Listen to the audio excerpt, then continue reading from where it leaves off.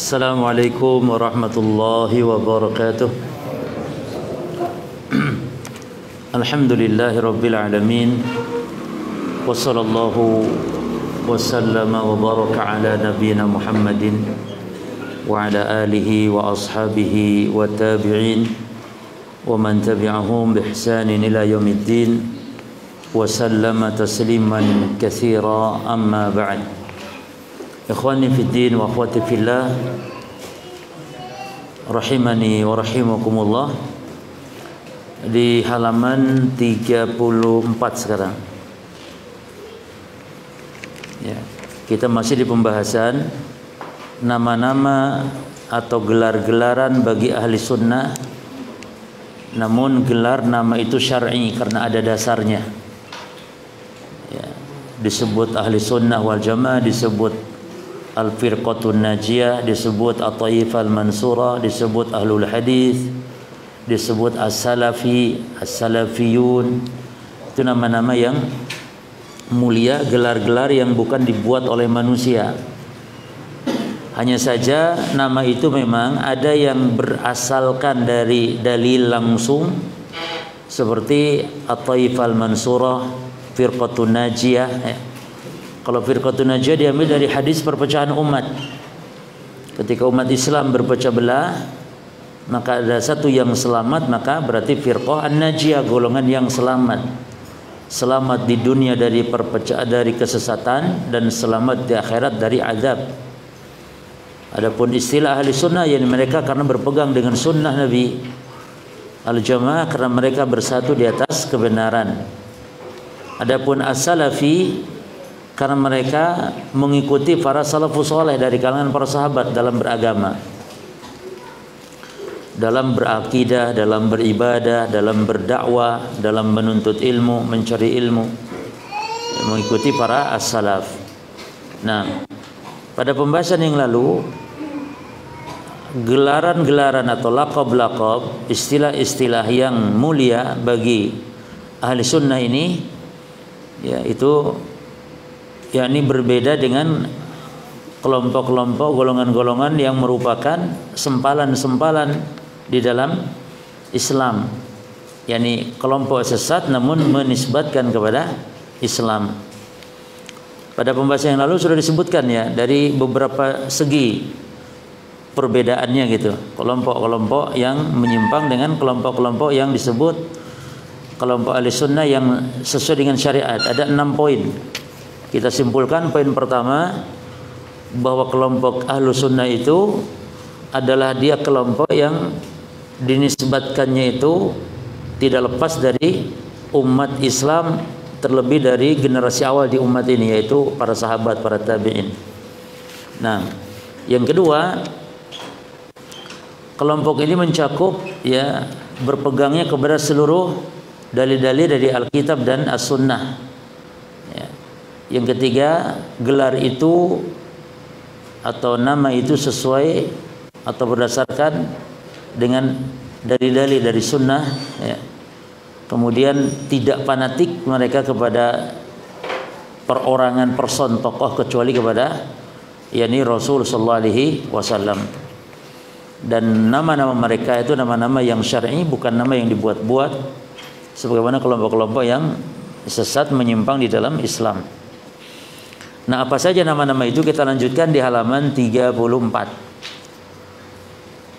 Qala al-muallif hafidhahullah ta'ala wal nashra' fi ta'rifi bi musammayat ahli sunnati wal jamaah bil ikhtisar. Inilah definisi penamaan ahli sunnah wal jamaah, nama-nama lain dari ahli sunnah wal jamaah secara singkat. Wal nashr itu marilah kita mulai menyebutkan definisi atau nama-nama dari ahli sunnah wal jamaah biikhtisarin secara singkat. Awalan, yang pertama ahlu sunnati wal jamaah. Antum garis bawah atau antum kasih tanda, ini yang pertama ahlu sunnati wal jamaah. Nama-nama lain yang dinisbatkan kepada orang yang lurus agamanya itu nama yang pertama Ahlus Sunnah wal Jamaah. Hadal ismu minal asma'il masyhurah. Hadal ismu, nama ini, yaitu ahli sunnah wal jamaah, minal asma'il masyhurah, adalah diantara nama yang masyhur, allati urifa biha ahlu sunnah, yang dikenal dengannya dengan istilah ahli sunnah. Wa huwa yutlaq maqrunan bis sunnah, dan dia terkadang disebutkan lafaz sunnah dengan jamaah. Maqrunan itu digandengkan dengan lafaz sunnah, itu lafaz al-jamaah. Fayuqalu, sehingga dikatakanlah ahlus sunnati wal jamaah. Wa qad yarid munfaridan, dan terkadang datang pula dalam bentuk hanya tersendiri, enggak digandengkan dengan lafaz jamaah. Fayuqalu ahlus sunnati saja, maka disebut ahlus sunnah. Wa yuqalu ahlul jamaah, atau kadang disebut dengan ahlul jamaah. Wa huwa qalil, namun penyebutan ahlul jamaah ini sedikit. Yang paling banyak itu imma dengan digandengkan ahlus sunnah wal jamaah, atau ahlus sunnah saja tanpa disebut ahlul jamaah. Wal ghalib, namun yang paling banyak ya iktiranahu atau bis sunnah, yaitu digandengkan dengan lafaz as-sunnah. Jadi as-sunnah, ahlus sunnah wal jamaah. Taib. Jadi istilah ahlus sunnah wal jamaah istilah syar'i, bukan nama yang dibuat oleh orang atau nama yang dibuat oleh yakni manusia biasa, tapi dia dari wahyu. Oleh karenanya Ibnu Abbas ketika menafsirkan yauma tabyaddu wujuh wa taswaddu wujuh, pada hari kiamat nanti ada wajah yang putih berseri, ada yang hitam legam. Itu surah Al-Imran. Ibnu Abbas menafsirkannya apa? Yauma tabyaddu wujuhi ahli sunnah wa swaddat wujuh ahli bid'ah. Jadi beliau menafsirkan wajah yang putih bersih berseri itu wajah ahli sunnah, kemudian wajah yang hitam legam wajah ahli bid'ah. Ibnu Abbas seorang sahabat, dari mana mengenal ucapan ini? Tentu dari Rasulullah sallallahu alaihi wasallam. Nabi juga mengatakan fa'alaikum bisunnati, berpeganglah kalian dengan sunnahku. Maka kalau ahli sunnah berarti orang yang berpegang dengan sunnah Nabi, itu makna ahli sunnah ya. Dan Nabi juga pernah bersabda kepada salah seorang sahabat, yang dua orang berjalan dalam safar, lalu kehabisan air, lalu tayamum, lalu salat. Ketika selesai dapat air, nah ada yang seorang mengulang salat, yang seorang tidak mengulang salat. Jadi selesai salat mereka dapat air, yang seorang mengulang salat karena dia berijtihad. Tayamum tadi nggak sah karena sekarang dapat air, sementara waktu salat masih ada, maka dia ngulang. Yang satu lagi berijtihad, tidak perlu mengulang salat karena salah sendiri, airnya nggak ada tadi gitu. Tadi kan nggak ada, sekarang sudah selesai sholatnya, ada air, ya udah sah, nggak usah diulang. Ya berselisih mereka berdua, sampailah kepada Nabi, diceritakan kisah di Najran tadi. Maka Nabi mengatakan kepada yang, perhatikan, kepada yang tidak mengulang sholatnya. Faqala Nabi sallallahu alaihi wasallam liman lam yu'idis shalah, kata Nabi apa? Asabtas sunnah. Asabtas sunnah, kamu sudah sesuai sunnah. Jadi istilah sunnah ya, itu sudah di istilah bid'ah. Nabi itu sudah mengulang-ulang. Jadi bukan istilah baru. Nah, wa ajza'atka salatuk, dan salatmu cukup, kata Nabi. Lalu kepada yang mengulang salat, kata Nabi, Nabi mengatakan lakal ajru marratain, kamu dapat 2 pahala. Dapat 2 pahala. Enggak sesuai sunnah kamu, tapi dapat pahala. Dapat pahala 2, pahala salatnya dari saat tayamum, dan yang kedua pahala salahnya dalam ijtihad. Ini salahnya. Dapat pahala 1, dapat 2, sedikit 2. Tapi yang ibadahnya sesuai sunnah dari asab sunnah, pahalanya banyak. Karena berkah inilah para jemaah, ibadah yang sesuai sunnah walaupun sedikit berkah dia, pahalanya besar di sisi Allah. Adapun ibadah yang bid'ah walaupun banyak bahkan bukan pahala yang didapat tapi malah azab. Masih mending kalau ibadah nggak diterima, masih lumayan nggak diterima toh. Tapi selain ibadah nggak diterima juga diazab. Inilah maksud dari firman Allah, amilatun nasibah tasla naran hamiyah. Letih capek mereka beramal, namun di akhirat masuk neraka yang panas. Sebabnya kenapa? Sebabnya amal. Ini ada dua tafsiran. Capek letih beramal itu ada dua tafsiran. Tapi tafsiran ini sebenarnya duanya sama saja maknanya. Tafsiran pertama, capek letih maksiat ketika di dunia. Tafsiran kedua, capek letih beramal yang tidak disyariatkan, amalan bid'ah. Tapi kan sama-sama maknanya, karena bid'ah maksiat bukan bid'ah. Gimana? Maksiat. Maksiat bid'ah itu. Maka tafsiran itu sama saja. Mau disebut maksiat, mau disebut bid'ah, sama saja. Cuman tafsiran di antara tafsir Umar bin Khattab, tafsir Ibnu Abbas ya. Maksud amilatun nasibah itu katanya orang Nasrani. Apa orang Nasrani? Semangat amal namun tanpa ilmu. Ya. Semangat beramal tanpa ilmu. Maka pelaku bid'ah itu dikiaskannya itu dengan orang-orang Nasara. Tapi kalau ulama yang tidak beramal, orang alim yang tidak beramal dikiaskannya dengan orang-orang Yahudi. Orang Yahudi itu berilmu namun tidak mau amal. Nasara sebaliknya, semangat amal tanpa ilmu. Maka Nasara itu kalau dalam Islam ahli bid'ah. Artinya dalam cara dia beramal ya.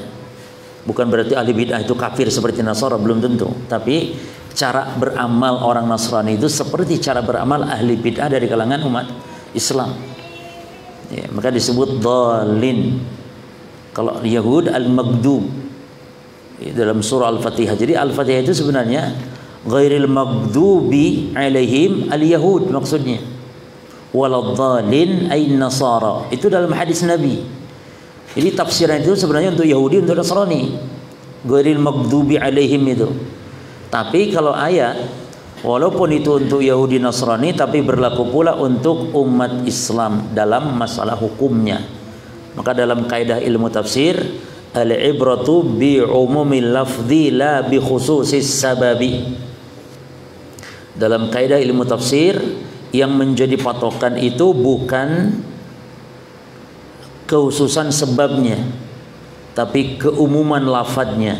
Walaupun sebabnya hanya bagi golongan tertentu, Yahudi Nasrani, tapi berlakunya hukum Allah dalam Quran bagi siapa? Semua orang, termasuk umat Islam.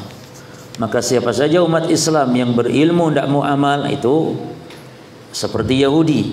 Siapa saja umat Islam yang beramal tanpa ilmu, sesat sehingga melakukan bid'ah, maka itu seperti Nasara. Ya. Jadi capek letih beramal cuma. Jadi amalan-amalan yang sesuai sunnah itu berkah. Sehingga Nabi waspadai sekali. Kata Nabi dalam wasiatnya kepada umat kita, umat Islam, kepada kita sebagai umat beliau, kata Nabi, saddidu wa qaribu. Saddidu wa qaribu. Kata Nabi, beribadahlah yang penting benar. Wa qaribu, walaupun tidak terlalu banyak-banyak. Bukan berarti Nabi melarang ibadah banyak, tidak. Intinya benar, sadidu benar, lurus ibadah itu sesuai dengan tuntunan. Wa qaribu, dan sedang-sedang saja. Jangan terlalu ngoyo. Ya. Ini Nabi sangat kasihan gitu kepada umat, agar umat itu ibadah sedikit tapi pahala banyak. Sebab Nabi mengatakan, karena salah seorang kalian atau siapapun di antara kalian tidak akan masuk surga dengan amalnya. Yani walaupun amal itu banyak, tetap masuk surga bukan karena amal, tapi karena rahmat Allah, karena karunia Allah. Itu maksudnya. Dan amal yang sedikit asal sesuai sunnah itu berkah, bisa jadi besar pahalanya di sisi Allah. Itu maksud hadis Nabi. Bukan berarti Nabi nyuruh umatnya malas, enggak. Semangat, bersungguh-sungguh beribadah jemaah. Nabi saja kalau sholat sampai bengkak telapak kaki beliau, saking lamanya berdiri dalam sholat, sungguh-sungguh beliau. Tapi maknanya kita ini ibadah, jangan ngoyo ngejar-ngejar banyak agar menggapai surga, karena surga bukan dengan banyaknya ibadah. Surga bukan dengan amal ibadah, bukan. Tapi surga dengan rahmat Allah. Adapun masalah ibadah yang penting benar. Allah ridha, Allah memberi rahmat, ibadah kita benar. Ya, ini makna sadidu wa qaribu. Taib. Itulah istilah ahli sunnah wal jamaah. Qala Ibnu Taimiyah rahimahullah, perhatikan, Syekhul Islam Ibnu Taimiyah berkata, fa inna sunnata maqrunatun bil jamaah kama anna al bid'ata maqrunatun bil furqah. Bil furqah bukan bil firqah. Itu salah mengharokati fa-nya, maknanya beda. Perhatikan, karena sesungguhnya sunnah itu digandengkan dengan al-jamaah. Ini ahli sunnah wal jamaah. Kama annal bid'ah, sebagaimana lawannya itu bid'ah itu makrunatun digandengkan dengan furqah. Bil furqah dengan perpecahan. Kalau firqah golongan. Kalau firqah itu golongan. Kalau firqah pasti baik. Bisa baik, bisa buruk kalau firqah. Kalau al-furqah nggak ada baiknya, nah, kan itu bedanya. Kalau firqah ada yang baik, ada yang buruk. Contoh firqah yang baik, firqah an-najiyah ahli sunnah. Firqah yang buruk, firqah syiah, firqah qadariyah, firqah mu'tazilah, firqah jahmiyah, ya, firqah yang sesat. Atau firqah al-munharifah, kelompok-kelompok yang menyimpang. Al-firqah an-najiyah, kelompok yang lurus, yang selamat. Maka kalau firqah maknanya bisa baik, bisa buruk. Adapun al-furqah nggak ada baiknya. Furqah itu apa? Perpecahan. Nggak ada baiknya, nggak ada perpecahan yang baik, nggak ada. Ya. Taib. Fayuqalu, maka dikatakanlah, dinamailah ahlus sunnati wal jamaah kama yuqalu ahlul bid'ati wal furqah. Dikatakanlah ahli sunnah wal jamaah sebagaimana dikatakan ahlul bid'ati wal furqah. Lawan ahli sunnah adalah apa? Ahlul bid'ah. Lawan al jamaah al furqah. Berpecah belah, berselisih. Taib. Wa min asbabi tasmiyatihim bihadzal ismi, dan diantara ya sebab dinamakannya dengan nama ini itu ahli sunnah wal jamaah, annahum, bahwasanya mereka tamayyazu bimizatain, karena mereka teristimewa dengan dua keistimewaan azimatain yang agung. Kenapa ahli sunnah disebut ahli sunnah wal jamaah, atau kenapa disebut ahli sunnah wal jamaah? Ada dua kekhususan yang tidak dimiliki oleh kelompok lain yang agung di sini. Al-ula, nah ini tentu pemahaman ahli sunnah, yang makna ahli sunnah secara khusus jemaah. Karena pada pembahasan yang lalu istilah ahli sunnah itu ada dua istilah, istilah umum. Di mana ahli sunnah dengan makna umum yakni siapapun kelompok Islam walaupun sesat selain Syiah. Sehingga ada istilah Sunni, ada istilah Syi'i. Sunni artinya non Syiah, Syi'i Syiah artinya. Sunni non Syiah, siapa dia terserah, pokoknya non Syiah. Mau Mu'tazilah, mau Qadariyah, mau sesat, mau apapun, pokoknya yang namanya bukan Syiah ya berarti dia disebut istilah Sunni atau ahli sunnah. Ini ahli sunnah ini belum menunjukkan makna kebaikan, karena maknanya hanya sekedar bukan Syiah. Apakah setiap yang bukan Syiah pasti benar? Belum tentu. Dia bukan Syiah tapi juga sesat dengan kesesatan yang lain. Maka makna ini belum menunjukkan makna khusus ahli sunnah wal jamaah. Yang kedua, makna khusus ahli sunnah, ini dia yang kita bahas. Jelas ya? Jadi kalau makna yang khusus bukan sekedar non Syiah, tapi non yang lain. Non Syiah, non Mu'tazilah, non Qadariyah, non Asy'ariyah, non Maturidiyah, non Kulabiyah, non yang lain, non Sufiyah, ya, non Ngawuriyah, non ngawur dalam beragama, itu khusus. Tapi kalau makna umum non Syiah tak, selain Syiah pokoknya ahli sunnah. Makanya Asy'ariyah ahli sunnah ya, non Syiah maksudnya. Qadariyah non Syiah, Qadariyah yakni ahli sunnah betul, non Syiah. Maka jangan ribut ya, semua ngaku ahli sunnah monggo, yakni maknanya non Syiah, tidak apa-apa. Tapi kalau enggak marah dikatakan bukan ahli sunnah ya, yakni karena sebab dikatakan bukan Syiah, maka harus diukur Betul tidak ahli sunnah ya? Karena hakikat itu yang menjadi patokan adalah bukan nama jemaah. Yang jadi patokan itu hakikat. Yang jadi patokan hakikat. Ini kaedah ya dalam segala hal aqidah, dalam muamalah juga. Ini al-ibrah bil haqaiq la bil asma wal musammayat. Yang jadi patokan itu adalah hakikatnya, bukan nama. Bukan. Hatta dalam muamalah. Dalam muamalah yang menjadi patokan hakikat. Contoh misalnya jemaah, ada orang mengatakan kepada tukang nasi bungkus, "Bu, misalnya, saya minta nasi bungkus 10, nih uangnya 100.000. Saya minta nasi bungkus." Ini akadnya akad minta atau akad beli, jual beli jemaah? Akadnya apa nih orang? Dan sah tidak gitu loh. Apa akadnya orang ini? Akadnya minta atau jual beli? Hah? Jual beli, tapi kan ngomong minta. Kan ngomong itu, "Bu, minta nasi bungkus 10, nih uangnya." Nih uangnya. Akadnya apa? Jual beli. Walaupun ngomongnya minta, karena yang dianggap hakikat, hakikatnya apa? Beli, karena dia ngasih uang. Walaupun ngomongnya minta. Sah nggak jual beli itu? Sah jemaah. Sah. Karena yang jadi patokan itu adalah hakikatnya. Sementara rukun jual beli itu kan para jemaah harus ada ridho. Dan ini menunjukkan ridho. Karena ridho itu adalah dalam madhab mayoritas al-ilmu dan adamul ikrah. Artinya ilmu itu tahu kalau sedang transaksi dan nggak ada paksaan. Itu rukun ridho atau ridho menurut mayoritas ulama.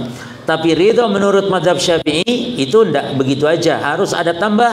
Ridho dalam madhab Syafi'i itu harus adanya ijab dan qabul. Maka transaksi dalam madhab Syafi'i harus ada ijab qabul. Harus ngomong, "Bu, saya beli nasi, ini uangnya dibayar kontan." Kata ibu, "Ya siap, saya kasih nasi 10 bungkus, diserahkan kontan." Harus ada ijab qabul. Ambil ke supermarket, ambil beberapa barang. Kalau dalam madhab Syafi'i sampai di kasir meneng tok, diam, tidak ngomong apa-apa, itu tidak sah dalam madhab Syafi'i. Tapi madhab mayoritas sah jual beli. Namanya jual beli mu'atat. Mu'atat itu sekedar saling menjulurkan. Yang beli menjulurkan apa? Uang, yang jual menjulurkan barangnya. Itu sah karena dipahami. Apalagi namanya supermarket sudah ada bandrolnya. Itu kan menunjukkan bukan untuk gratisan. Jadi secara ilmu paham jual beli, maka itu sah. Walaupun tidak ngomong apa-apa. Tapi dalam madhab Syafi'i tidak boleh, tidak sah, harus ngomong. "Mbak kasir, ini ada sarden 4.000 dibayar kontan." Saya terima sarden. "Ini odol sekian." "Ini sekali gigi ini." Sampai 2 jam baru selesai di supermarket. Apalagi yang satu keranjang borong. Bahkan kalau di airport sekarang ada minuman berjemaah di lemari es gitu atau di lemari dingin. Lalu terjejer bentuk-bentuk minuman ya, minuman-minuman kalengan itu. Lalu antum kalau mau tinggal masukkan uang. Kalau dulu koin, sekarang 10.000, tapi harus yang apa? Supaya bisa masuk harus yang licin, yang bagus uangnya. Kalau uangnya lepet-lepet itu sudah tidak bisa. Uangnya yang keriting-keriting uangnya sudah tidak bisa. Karena harus yang bagus dimasukkan begitu. Uang masuk, nanti antum klik apa yang diminta dimaunya. Merek tertentu, klik, nanti keluar. Kemplung gitu. Ada di situ. Tinggal ambil antum minum. Sah nggak jual beli seperti ini? Sah enggak? Enggak sah dalam madhab Syafi'i. Tapi madhab mayoritas sah. Sah cuma. Tidak harus ngomong, "Mesin ini saya beli Coca-Cola 20.000, 10.000 dibayar kontan." Ini mesin menengah enggak sah. Mesin bisa jawab. Walaupun yang jawab komputer ya tetap enggak sah. Ya, karena harus orang yang punya barang, mesin itu bukan makhluk berakal. Walaupun mesin yang ngomong tetap tidak sah karena dia bukan orang yang betul punya barang. Ya, mesin bisa saja didesain atau bukan didesain di program bisa ngomong ya. Itu. Misalnya mesin, "Saya beli Coca-Cola 10.000 bayar kontan." "Ya, saya terima." Walaupun mesin ngomong gitu tetap tidak sah. Ya. Karena itu operator nggak sah dalam mazhab Syafi'i. Baik. Makanya kayaknya yang bermadzhab Syafi'i pindah madhab dulu tuh kalau dalam. Bahkan ikhwan, antum jualan sayur, tulis di situ. Silakan seluruh item sekian 2.000 perak. Uangnya taruh di kenceleng. Antum enggak usah nungguin tuh warung. Orang belanja tinggal masuk kenceleng 2.000 ambil sayur 2.000. Sah, enggak ada karena dimaklumi, enggak ada ijab dan qabul. Baik, maka dalam hal bermanhaj juga demikian. Yang penting itu hakikat. Masih ngaku aswaja 1000 kali pun ngaku aswaja, tetap kalau hakikat bid'ah ya bid'ah saja. Ya. Jadi bukan pengakuan. Makanya kita belajar ini bukan berarti kita ini ahli sunnah. Bukan, kita harus seperti ini ajaran kita itu. Bukan berarti ini kita tidak membicarakan siapapun, tidak, membicarakan beginilah manhaj dalam beragama yang kita harus ikuti gitu loh. Jadi kita ini tidak sedang membicarakan diri kita. Siapapun harus seperti ini. Kita, antum semua umat Islam. Ya. Kan ada yang itu lagi ngomongin kebaikan kelompoknya. Siapa kelompoknya? Kita juga tidak merasa pede kita menjadi salafi yang sejati, ahli sunnah yang sejati. Mungkin banyak kekurangan, maka mari luruskan. Gitu. Jadi kita ini bukan sedang membicarakan kelompok manapun, tapi ini sedang membicarakan ajaran Rasul, ajaran para sahabat yang harus umat Islam, bukan kita saja, siapapun dia mengikutinya. Ya, mengikutinya. Baik, jadi kenapa dinamakan ahli sunnati wal jamaah? Karena mereka diistimewakan, dibedakan, tamayyazu itu bi mizataini azimataini, dengan dua keistimewaan yang besar, yang agung. Al-ula, yang pertama, tamassukuhum bi sunnatir rasul, berpegangnya mereka dengan sunnah Rasul, hatta saru ahlaha, sehingga menjadilah dia ahli sunnah Rasul itu. Jadi maksud ahlinya itu menjadi pengikutnya gitu cuma. Ya. Ahlu sunnah berarti pengikut petunjuk Rasul, ittiba kepada Nabi. Nah, jadi disebut ahli sunnah karena berpegangnya dengan sunnah. Sekarang masa apa ndak malu kerjaan sehari-hari bid'ah? Kerjaan sehari-hari bid'ah, sholatnya bid'ah, apa-apanya bid'ah, perayaan-perayaannya bid'ah, lalu ngaku ahli sunnah, kan repot. Jadi timbang seseorang disebut ahli sunnah karena berpegangnya dengan sunnah. Jenggot aja ndak punya, dikurut, jangan dicukur. Kalau ndak punya jenggot ndak apa-apa cuma, tidak perlu pakai kemiri barang supaya pengen jenggotan. Kalau orang ndak punya jenggot ndak masalah, tapi jenggot ada namun dicukur, tapi pengen ngaku ahli sunnah. Bukan berarti yang tidak jenggot bukan ahli sunnah. Artinya orang yang ahli sunnah itu selalu berpegang dengan sunnah gitu cuma. Ya. Orang yang tidak jenggotan bisa tidak ahli sunnah? Bisa, karena yang penting prinsip-prinsipnya seseorang disebut ahli sunnah. Adapun masalah jenggot, bisa orang maksiat. Bahkan ada ahli sunnah yang berzina, bisa jadi ahli sunnah yang merokok. Oh, yang rokok semangat sih. Jadi masih antum merokok tetap ahli sunnah. Ya, tidak menjadi ahli bid'ah gitu. Selama prinsip-prinsip sunnah ini dikerjakan. Hanya saja ikhwan, yang namanya ahli sunnah berpegang dengan sunnah. Jenggot itu sunnah Nabi SAW. Maka dohirnya mari tampakkan kalau betul kita cinta kepada sunnah Nabi, berjenggot. Ini salah satu contoh. Namun tidak setiap yang tidak jenggot itu atau cukur jenggot bukan ahli sunnah, tidak, itu maksiat kepada Allah. Ya. Jadi nanti ada prinsip-prinsip dalam kitab ini ya. Seseorang disebut ahli sunnah atau bukan ahli sunnah. Jadi bukan masalah jenggot atau maksiat. Bisa saja ahli sunnah bermaksiat. Di zaman sahabat lah, itu sahabat yang paling ahli sunnahnya siapa? Itu tentu para sahabat. Ahli sunnah sejati itu ya para sahabat. Tapi ada di antara sahabat yang apa jemaah? Ada di antara sahabat yang berzina sampai dihukum rajam oleh Nabi. Tetap mereka ahli sunnah. Namun ahli sunnah yang kurang gitu. Dibandingkan dengan ahli sunnah yang rajin ibadahnya, senantiasa berpegang dengan yang wajib-wajib, yang sunnah dikerjakan. Makanya ikhwan, para ulama mengatakan tentang masalah tauhid ya. Tauhid itu ada pembatalnya, ada pengurang kesempurnaannya. Ya kan? Kalau pembatal tauhid jelas kesyirikan, syirik besar, kekufuran, kufur besar, jelas. Nah, sekarang kita ingin tahu apa saja yang mengurangi, bukan membatalkan, mengurangi kesempurnaan tauhid. Enggak batal, enggak, namun enggak sempurna tauhidnya. Dengan apa jemaah?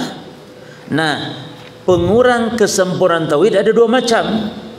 Yang pertama yang wajib, ya,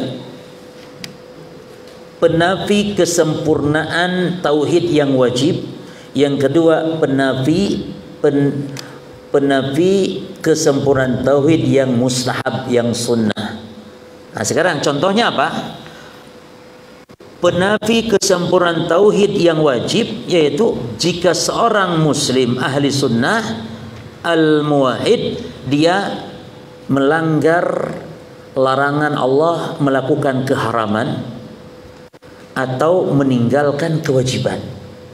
Ini pengurang kesempurnaan tauhid yang wajib. Apa itu? Melakukan yang haram, zina, atau meninggalkan yang wajib. Berarti dosa. Ini mengurangi tauhid, ya, dan pengurangannya ini wajib. Menguranginya ini wajib gitu, dihukuminya. Yang kedua, pengurang tauhid juga namun tidak wajib tapi sunnah. Apa itu yang membuat tauhid kita berkurang? Namun pengurangan yang sunnah. Jika seorang muslim tidak tahajud, tidak sholat duha, tidak puasa Senin Kamis, ya ini meninggalkan hal-hal yang sunnah. Ini jangankan maksiat gitu loh jemaah. Hatta kita tinggalkan yang sunnah itu sudah mengurangi tauhid kita. Mengurangi tauhid kita, cuman mengurangi sempurnaan. Ada apa itu? Ibu-ibu tolong diamankan. Ya. Saya itu baperan. Kalau ada lagi ceramah ada suara langsung lupa, materi itu lupa aja. Ya baperan, kurang bagus juga. Cuman begitulah nasib saya. Baik. Tuh, mau lali sama ini mau. Hah? Hah? Pengurangan tauhid ya. Jadi yang sunnah itu ya yang meninggalkan sunnah-sunnah. Kalau yang wajib, ya meninggalkan yang wajib atau jatuh kepada yang haram. Ya, itu kurang tauhidnya. Kalau yang membatalkan tauhid ya syirik besar jelas. Ya. Taib. Jadi maksudnya gini loh, ahli sunnah itu ya tentu yang sempurna betul-betul ya, yang tidak berani cukur jenggot pun gitu. Ahli sunnah. Ada ahli sunnah yang kurang, ya tentu ahli sunnah yang suka rokokan. Bahkan ada ahli sunnah yang masih suka musik. Ahli sunnah sih suka. Ahli sunnah ya nggak sampai disebut ahli bid'ah, tapi maksiat dia kepada Allah yang kesunahannya dalam agama dia berkurang tentu, gitu loh cuma. Ya. Tapi kalau sudah jatuh kepada bid'ah, pokok-pokok sunnah dia hindarkan atau dia ingkari, maka jatuhlah dia kepada ahli bid'ah. Jelas ya? Contoh, di antara prinsip dasar sunnah itu ada apa? Taat kepada pemerintah. Ini contoh saja cuma. Cukur jenggot maksiat. Memberontak kepada penguasa juga maksiat. Namun memberontak kepada penguasa mengeluarkan dari kesunahannya. Mengeluarkan ahli bid'ah. Siapa yang berontak? Khawarij. Berarti dia berpaham Khawarij. Dan Syekh Fauzan sampai mengatakan, ya akhi, pemberontakan itu bukan hanya dengan pedang katanya. Syekh Fauzan, memberontak penguasa bukan dengan pedang atau dengan senjata saja, tapi mencaci maki, mencela penguasa di depan umum itu termasuk bentuk pemberontakan. Bahkan itu yang dimaksud dengan al-qaidun, pemberontak yang cuman hobinya diam, nggak ada aksi tapi merusak, membuat rakyat menjadi berani untuk mengangkat senjata dengan sebab mulut-mulut al-qaidun tadi. Ini Syekh Fauzan berpendapat demikian. Nah itu kan sama-sama maksiat, tapi beda. Berzina maksiat, memberontak kepada penguasa maksiat, tapi memberontak pada penguasa mengeluarkan dari ke ahli sunnahnya. Adapun berzina tidak mengeluarkan ke ahli sunnahnya. Jelas jemaah? Ini kan itu prinsip gitu loh. Prinsip. Ya. Maka antum pelajari prinsip-prinsip dasar sunnah. Ya, seperti dalam kitab-kitab yang dijelaskan oleh ulama dengan nama-nama kitab usul sunnah, syarah sunnah, termasuk sebagian dijelaskan dalam kitab ini. Baik. Mana yang tadi? Bi khilafi sairil firaqi. Berbeda dengan kelompok-kelompok yang lain. Fahiya tamassuku. Kelompok-kelompok lain itu tamassuku berpegangnya bi araiha, terhadap ara. Ara itu pendapatnya, ra'yunya, wa ahwaiha, dan selera hawa nafsunya. Ya ini maksud ahwa itu di sini selera, ya ini maksudnya sesuka dia gitu jemaah, berpegang dalam beragama itu. Menurut dia baik dia lakukan. Kalau dikatakan bid'ah ya akhi, wala bid'ah hasanah apa-apa. Selera. Jemaah bayangkan sekarang kalau setiap bid'ah itu disebut bid'ah hasanah, berarti tidak ada bid'ah. Ini bahayanya kalau sudah berkeyakinan ada bid'ah hasanah dalam agama. Dan juga mereka pun bingung ketika membuat dawabit, mana yang dimaksud bid'ah menurut ente bid'ah hasanah, lalu mana bid'ah sayyi'ahnya. Padahal yang dilakukan mereka semua bid'ah dolalah, sayyi'ah, enggak ada yang hasanah. Lalu sekarang kalau menurutnya semua perayaan-perayaan bid'ah hasanah, solat-solat yang diadakan bid'ah hasanah, lalu yang bid'ah dolalah sing endi? Yang mana? Yang ingin tahu itu dolalah itu seperti apa? Enggak punya qawaid dawabit mereka. Ya. Itu yang dimaksud selera itu gitu. Ibadah itu sepenting gimana enaknya. Reno-reno dibuat macam-macam variasi. Dan memang sangat kreatif. Di antara orang yang paling kreatif dalam ibadah masyarakat Indonesia. Kreatif jemaah. Ya, melebihi dari negeri Arab sendiri. Ya. Enggak ada loh yang bisa joget di masjid. Enggak ada yang maulid Nabi joget kayak di kita itu, enggak ada jemaah. Di dunia manapun. Maulid Nabi sambil joget begitu. Ya, goyang kayak goyang Inul. Goyang sambil lagunya sholawat. Naudzubillah min dzalik. Kreatif sekali. Ya, antum tahu Inul? Inul tahu enggak? Ya alhamdulillah, kalau enggak tahu juga enggak apa-apa, cuma enggak perlu tahu. Ya. Nah,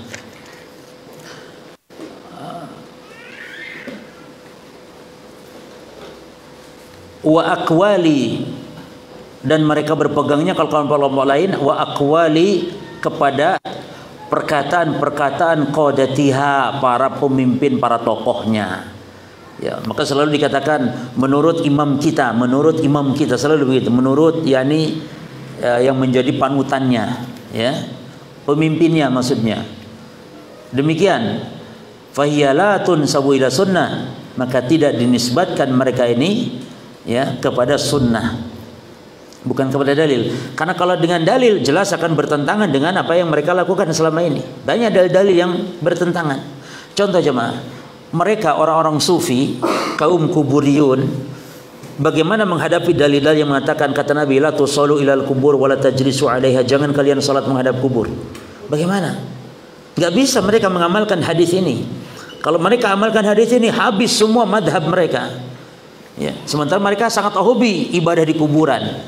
Bukan hanya ibadah, ngusap-ngusap nisan kuburan, mengkelambui kuburan. Dan ini bentuk yakni magrur terhadap orang-orang awam. Kasihan mereka. Orang awam tidak tahu yang namanya wali kecuali kalau kuburannya dibuat begitu baru itu wali. Orang awam kalau ditanya siapa wali? Wali itu yang kuburannya kayak ono itu wali. Enggak paham sedikit pun makna wali. Wali itu siapa jemaah? Wali itu kekasih Allah. Mereka wajib orang yang bertauhid dan wajib orang yang berpegang dengan sunnah Nabi. Wajib ahlu ta'ah, bukan ahlul maksiat. Masa wali rokokan? Waliullah rokokan. Dan wali itu waras, tidak gila. Tidak ada wali gila jemaah. Orang yang katanya mencapai puncak kewalian, yang mencapai puncak tinggi, itu sudah tidak perlu lagi ibadah.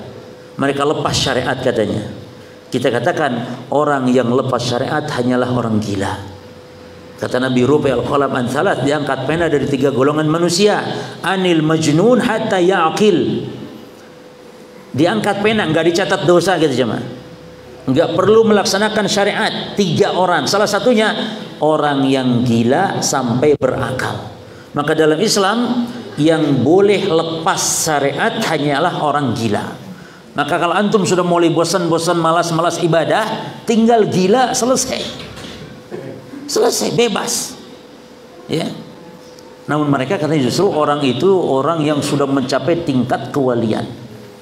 Maka dalil-dalil banyak yang menghujat mereka sehingga mereka sangat sulit gitu berpegang dengan dalil-dalil dari sunnah. Ya, karena banyak yang akan berkontradiksi gitu dengan amaliyah kesehariannya. Apalagi yang namanya hadis man amila amalan Oh, sangat berat sekali mereka itu dengan hadis itu. Siapa yang beramal dengan amal yang nggak ada tuntunan contoh dari kami, maka tertolak. Maka jarang sekali ahli bidah menyampaikan hadis ini karena benci. Ya, bahkan mereka nggak tahu ini hadis Wahabi katanya. Man amila amalan laisa alaihi amruna man ahdatsa fi amrina hadza. Pokok sing bid'ah ini hadis Wahabi. Ada ndak ahli bid'ah ahli syirik membahas tentang kesyirikan? Tidak ada. Ya. Maka dakwah mereka pun, amar ma'ruf mereka pun yang ini kan zina, minum khamar, tapi kesyirikan nggak pernah mereka amar ma'ruf nahi munkar. Ya. Disinilah manhaj dakwah. Di sini dijelaskan nanti di poin insyaallah tentang amar ma'ruf nahi munkar. Yani bagaimana ahli sunnah beramar ma'ruf nahi munkar. Beda dengan ahli bidah dalam amar ma'ruf nahi munkar. Apa yang mereka amar nahi munkar ahli bidah? Ya otomatis bingung mereka karena kebidahan yang harus diingkari justru mereka lakukan. Bagaimana akan mengingkari kebidahan, kesyirikan karena mereka melakukan? Ya. Baik. Jadi berbeda dengan kelompok-kelompok lain itu yang menyimpang, yang mereka bertamasuk pegang teguh bi araiha wa ahwaiha wa aqwali qadatiha, yakni berpegang dengan ro'yunya, ahwanya, ahwa itu seleranya, atau perkataan pemimpinnya, maka tidak dinisbatkan kepada sunnah. Wa innamatun sabu ila bidaiha, maka mereka itu kalaupun dinisbatkan kepada kebidahannya. Contoh Khawarij, disebut Khawarij karena kebidahannya dalam khuruj, memberontak kepada penguasa. Ya, Al-Mu'tazilah disebut Mu'tazilah karena kebidahannya dalam beri'tizal. Ya, Mu'tazilah atau dengan makna fi manzilah bainal manzilatain. Demikian Syiah disebut Syiah, Rafidhah karena rafadnya mereka menolak, ya, menolak syariat atau menolak kekhalifahan Abu Bakar dan Umar. Demikian mereka digelari dengan gelar keburukan yang mereka lakukan berupa kebidahan, atau au ila aimatihim, atau dinamai mereka kepada pemimpinnya. Ya, contohnya Jahmiyah, itu gelarnya disebut Jahmiyah kepada Jaham bin Safwan. Ya. Taib au ila af'alihim, atau kepada perbuatan buruk mereka, kama taqaddam sebagaimana yang telah berlalu, sudah dijelaskan oleh Syekh pada pembahasan kita sebelum ini. Taib. Kemudian ikhwan, wa al-mizatu tsaniyah, kehususan yang kedua, jadi kenapa ahli sunnah disebut ahli sunnah, yang kedua annahum ahlul jamaah, karena mereka itu adalah orang yang berjamaah, maknanya bersatu, lijtima'ihim alal haq, karena bersatunya mereka di atas kebenaran. Al-jamaah ada dua makna. Pertama, al-jamaah bersatunya di atas seorang pemimpin, imam yang besar. Jadi imam besar itu cuma istilah bagi orang yang memimpin umat. Presiden, raja itu imam besar namanya. Itulah imamatul kubra. Tapi sekarang kan aneh ya, ada seorang digelari dengan imam besar padahal enggak memimpin negeri manapun. Tapi disebut imam besar, imam apanya? Di mana segi imamnya? Imam itu dua, imamatul kubra, imam memimpin rakyat, yang kedua imamatul sughra, imam salat berjamaah, itu imam. Dan ada istilah imam bagi ulama besar, ya, yang banyak jasanya bagi Islam dan kaum muslimin. Imam seperti Imam Syafi'i atau imam yang imam madhab 4, ya, itu imam. Jadi jamaah itu ada dua macam. Satu, jamaah bersatunya orang yang dipimpin oleh satu imam besar, ya, Imamul Azam, yang punya kekuasaan, yang kalau kita ngurus sesuatu urusan kita sesama manusia tidak sah kecuali dengan setempelnya, itu Imamul Kubra. Ya, antum jual beli tanah tidak sah kecuali ada stempel dari imam ini. Nah, itu yang punya wilayah, itu imam yang besar. Itu wajib kita taat kepada dia itu. Walaupun dia buruk, walaupun dia jelek akhlaknya, selama dia muslim kita taati. Dan taat kita jemaah dalam rangka mentaati Allah, mentaati Rasul. Demikian. Masalah keburukannya urusan dia dengan Allah. Kedoliman dia walaupun makan uang rakyat itu terserah. Itu urusan dia dengan Allah. Tapi tetap nasihati yang mampu nasihati. Tapi jangan karena sebab dia zalim kita tidak mau taat. Bahkan kita melepaskan tangan baiat kita, janji taat kita. Itu termasuk orang yang mati, kalau mati seperti bangkai jahiliyah. Waliyadzubillah. Maka ini jemaah, kita tidak mau mencela pemerintah sejelek apapun di hadapan orang ramai, apalagi di media sosial. Karena ini bagian dari prinsip agama kita, prinsip dari ahli sunnah wal jamaah. Ya. Nah, antum kalau sudah lihat ustaz antum mulai ada yang gitu, ya sudah, karena membahayakan. Walaupun banyak kebaikan dia, tinggalkan. Jangan ngaji ke ustaz yang seperti itu, yang memberontak kepada penguasa, membolehkan, apalagi jelas mengkafirkan penguasa. Oh, sudah jelas takfiri, bahaya. Ya. Taib. Yang kedua jamaah itu jamaah ma'nawiyah. Kalau pertama jamaah hissiyah, sekarang jamaah ma'nawiyah. Maknanya yakni orang yang berada di atas kebenaran walaupun sendirian. Yani mereka adalah yang mengikuti manhaj Rasul dan para sahabat dalam beragama. Jadi antum walaupun di kampung sendirian dianggap telah berjamaah mengikuti Rasul dan para sahabat. Gerbongnya itu Rasul dan para sahabat walaupun sendirian. Maka kalau dalam istilah jamaah ini, mereka ajak orang-orang untuk masuk kepada kelompok yang dia buat, ormas yang dia buat. Justru itu bukan berjamaah, tapi berfirqah-firqah namanya. Mari masuk ke jamaah saya, mari masuk ini kartu anggotanya, ini kaosnya, ini bajunya, ini jaketnya, masuk. Dan nanti ada setor infak per bulan sekian. Itu berarti ngajak umat Islam pecah belah jamaah. Ya. Jadi jangan mau masuk ke jamaah-jamaah buatan. Tapi kita sudah berjamaah dengan jamaahnya Rasul dan para sahabat, dan kita sudah berjamaah dengan jamaah imamah kubur, itu kita taat kepada ulil amri siapapun dia. Ulil amri, jangan ragu ya kawan, menyebut ulil amri kepada presiden seorang muslim, siapapun presidennya. Kok kayak ada yang kayak ragu gitu ngomong ulil amri kepada presiden. Apa arti ulil amri? Ulil amri itu orang yang ngurus urusan umat Islam. Antum umat Islam atau bukan, atau umat kafir antum ini? Umat Islam diurus sama mereka. Mereka berarti ulul amri. Ya. Kok ragu gitu ngomong ulul amri kepada? Nah, inilah aroma khawarij gitu. Ini contoh aroma khawarij satu. Kedua aroma khawarij apa? Katanya taat itu kepada pemimpin yang menegakkan syariat Allah.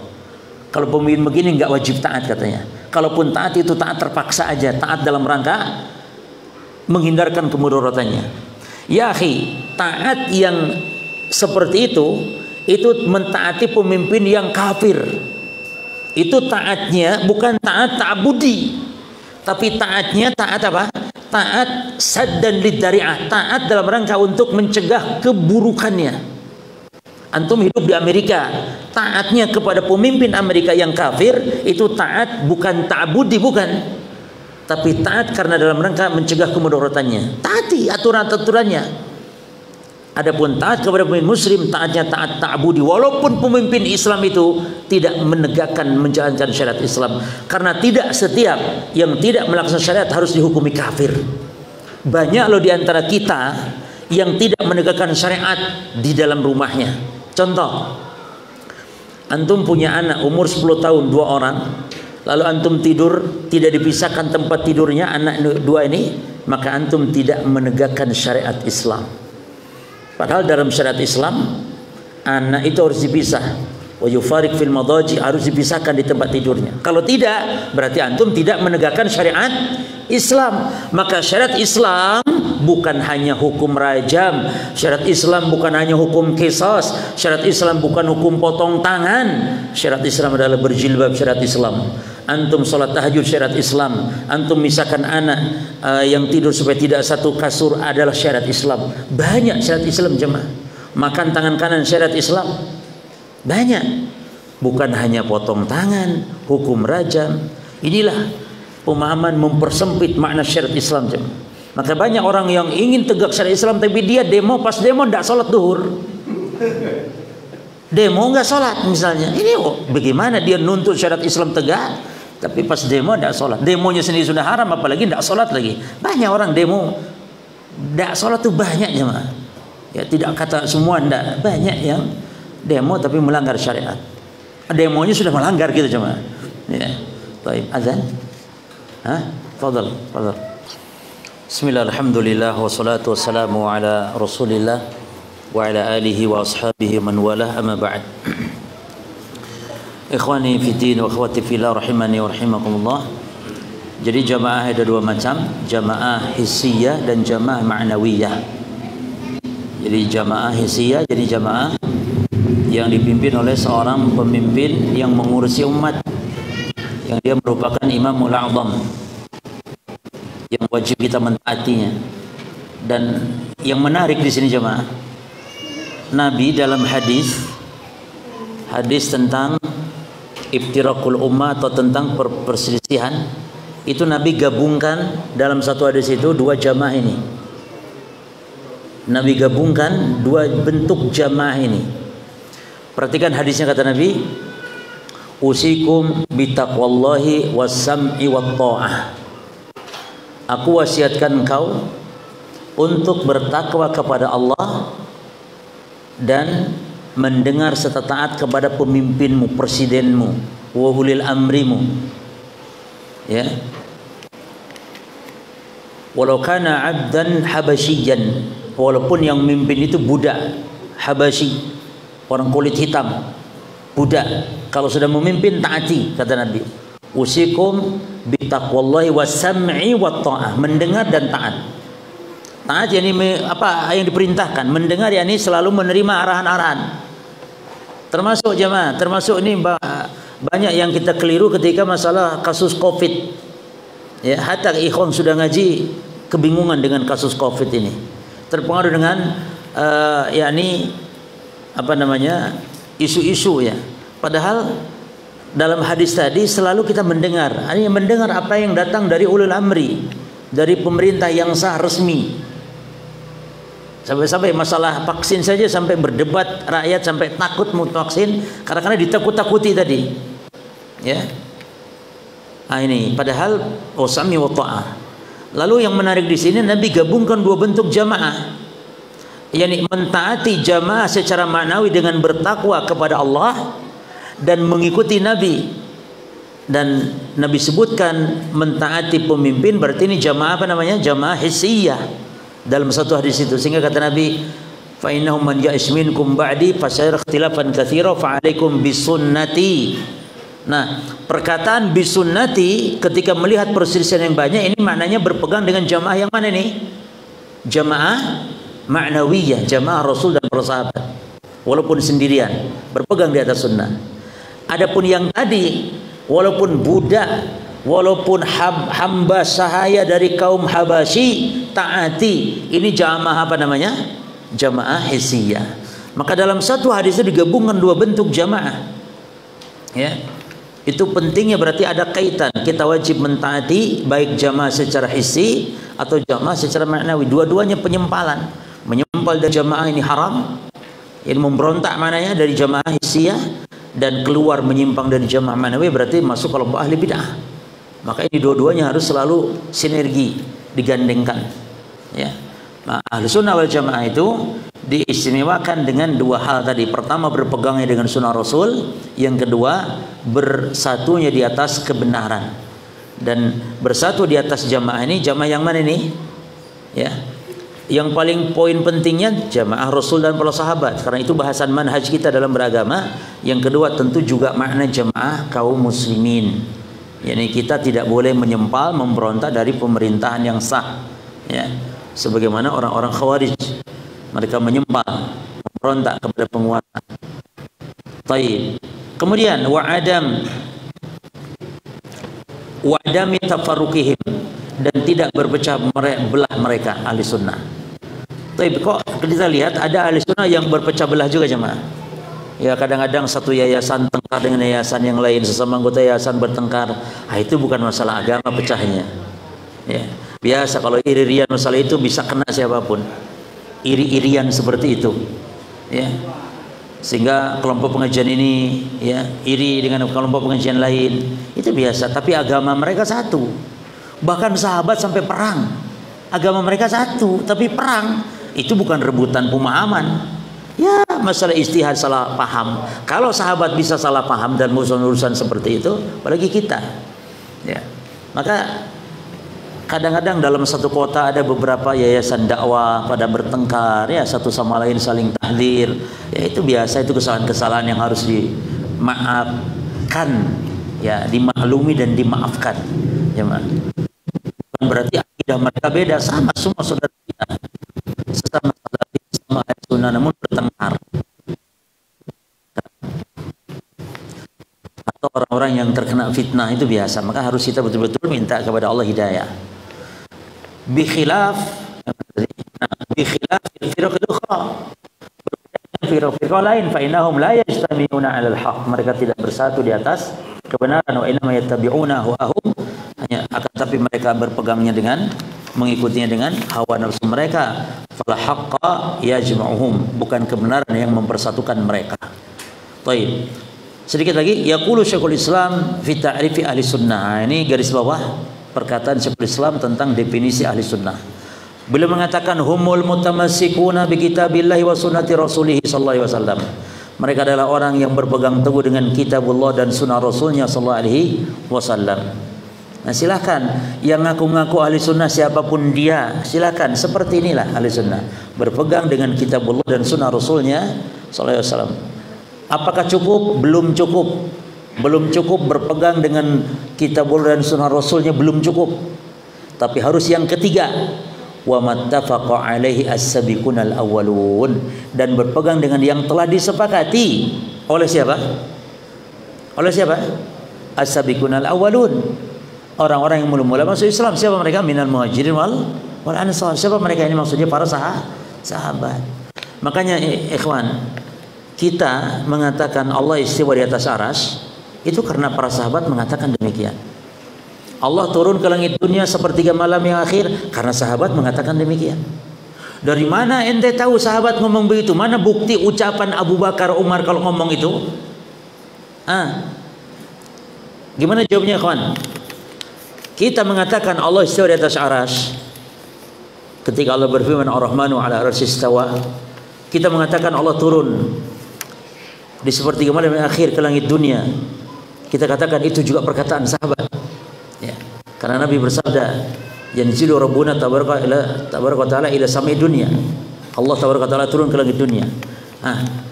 Kalau ada yang bertanya mana perkataan sahabat, katanya itu keyakinan para sahabat. Jawabannya apa? Jawabannya karena para sahabat diam terhadap ayat-ayat itu, dan sahabat diam terhadap hadis-hadis tadi tentang Allah turun. Tidak ada sahabat yang mengungkapkan makna istiwa adalah istaula, turun maknanya rahmat atau malaikat yang turun. Ketika sahabat diam, maknanya berarti mereka memahami ayat dan hadis secara apanya? Secara zahirnya, tidak mentakwil-takwil. Justru kita ingin tahu dari kalian yang mengatakan Allah turun, yang turun malaikatnya, mana kalamnya sahabat, mana kalamnya tabi'in, bahkan mana kalamnya imam yang 4, mana kalam Syafi'i. Justru tidak ada. Ya karena muncul memang dari kelompok-kelompok dari orang-orang yang sesat menyimpang pasca generasi tabi'in. Jadi penyimpangan sifat Allah itu terjadi di masa tabi'in. Seorang bernama Ja'ad bin Dirham, termasuk muridnya adalah Jaham bin Safwan, itu hidup di masa tabi'in. Jadi nggak ada sahabat yang mengatakan tangan Allah kekuatan, nggak ada sahabat yang mengatakan Allah istiwa mana yang menguasai arsy, tidak ada wajah Allah maknanya pahala. Ketika sahabat diam, maka wajib kita pun diam. Cuman kita membantah, kenapa? Karena ahli bid'ah yang mengatakan yang turun bukan Allah, karena ahli bid'ah yang mengatakan bahwa tangan Allah bukan tangan hakiki.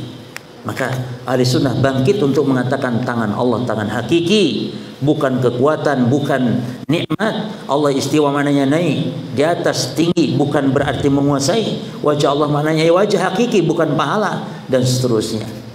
Jadi ahli sunnah membantah kelompok ahli bid'ah sehingga mereka menyatakan pernyataan seperti itu. Padahal pada zaman dulu tidak ada pernyataan-pernyataan seperti itu. Jadi para sahabat tidak harus mengatakan tangan Allah tangan hakiki, nggak ada ucapan hakiki. Tapi ahli sunnah memunculkan itu karena ada orang yang mengatakan bukan hakiki, sehingga dalam rangka membantah. Gitu. Tapi saya kira cukup sampai sini. Terusnya wal ansar walladzina tabauhum bi ihsan. Ya, muhajirin dan ansar dan orang-orang yang mengikuti mereka dengan baik. Jadi mereka yang berpegang teguh dengan kitabullah, sunnah rasul, dan apa yang disepakati oleh para sahabat. Ya. Jadi sumber hukum itu memang dua, Quran dan sunnah, namun yang masalah pemahamannya harus dengan pemahaman para sahabat. Taib. Ada pertanyaan yang masuk. Yang pertama, Taib, Ustadz katanya saya ini mantan Islam Jamaah, dan di lingkungan saya, di komplek saya selalu saya ini digunjing, dibully mungkin ya. Nah, jadi kenapa saya keluar dari jamaah? Mereka nanti tanya imammu siapa? Imam siapa? Maka bagaimana saya menyikapinya ini? Yang pertama, antum wajib syukur kepada Allah ketika keluar dari jamaah atau Islam jamaah tersebut. Apapun namanya ya, dari firqah-firqah sesat, wajib bersyukur. Harus sujud syukur ya kawan. Jadi kalau antum menemukan hidayah ini, antum sujud syukur kepada Allah. Ini nikmat yang jarang terjadi. Terus yang kedua, bentuk nikmat disyukuri dengan cara pelihara hidayah, dengan cara antum ngaji, belajar terus. Karena nikmat hidayah kalau enggak dipupuk, disiram akan hilang lagi. Maka banyak orang yang sudah hijrah pun balik lagi. Waliyadzubillah. Ini balik lagi banyak yang gitu. Terpengaruh dengan syubhat-syubhat dari golongannya dulu atau jamaah dulu. Terus yang ketiga, bagaimana mengatakan siapa imammu? Yang ketiga dulu masalah dibully. Ya kita wajib sabar. Karena demikian resikonya. Jangan kita, Rasul, para sahabat yang sudah lemah lembut dalam dakwah, tetap Nabi disebut orang gila, disebut Nabi penyihir. Padahal sudah demikian lemah lembutnya Rasul SAW. Maka demikian ujian dalam kita berada di atas sunnah ini. Mesti ada gunjingan, ada. Namun masih lumayan jemaah. Kan nggak diludahin orang, nggak dipukul sama orangnya. Beda dengan para sahabat dulu, berat. Tapi kita alhamdulillah. Walaupun ikhwan memang ujian kita dari satu sisi lebih berat dari sahabat sebenarnya. Dari sisi mana? Dari sisi kalau sahabat walaupun berat masih bisa ngadu kepada siapa? Kepada Rasul. Rasulnya ada. Tinggal ngomong, ya Rasul aku diketaki ya Rasul sama si fulan. Aku dilaknat Wahabi ya Rasul misalnya. Tinggal ngomong. Kalau kita susah, makanya orang yang berpegang di akhir zaman itu mendapat pahala 50 orang sahabat Rasul dalam segi pahala. Karena beratnya, cacian makian yang ujiannya lebih berat karena kita jauh dari Nabi sallallahu alaihi wasallam. Adapun kalau ditanya siapa imammu, imam kita satu saja, Rasulullah sallallahu alaihi wasallam, dan setiap manusia nanti akan berbaris dengan imamnya masing-masing, dan imamnya ini para rasulnya masing-masing. Itu imam kita. Adapun imam di dunia yang kita nggak memiliki imam selain para ulama-ulama ahli sunnah atau selain daripada pemimpin yang ngurusi urusan kita. Selesai. Itu imam kita. Baik. Jadi tidak ada yang dimaksud imam agama, imam jamaah, nggak ada. Justru ente imam sempalan ini imam yang tidak sah. Walaupun ente menyebut imam. Imam itu yang benar, imam itu Rasulullah ya. Terus yang kedua nih, apakah orang yang telah menasihati pemimpin secara sembunyi lalu menceritakan nasihatnya kepada jamaahnya secara terang-terang, apakah termasuk prinsip Ahlussunnah? Ya belum belum termasuk yang tercela ya. Walaupun lebih baik kan namanya rahasiakan. Ya sudah, rahasiakan tanpa kita mengatakan. Cuman mungkin bisa saja kita katakan bahwa saya alhamdulillah mudah-mudahan ini telah menyampaikan nasihat. Kan nggak masalah karena bukan mencela. Saya sudah sampaikan nasihat. Selesai. Ucapan itu insya Allah tidak masalah. Tapi kalau dia juga, saya sudah sampaikan nasihat karena dia ini jelek sekali, dia ini rusak sekali, kurang ajar dia ini memang. Kalau itu berarti sama saja mencela. Baik, wallahu alam. Cukup. Subhanakallahumma bihamdika asyhadu an la ilaha illa anta astaghfiruka wa atubu ilaik. Assalamualaikum warahmatullahi wabarakatuh.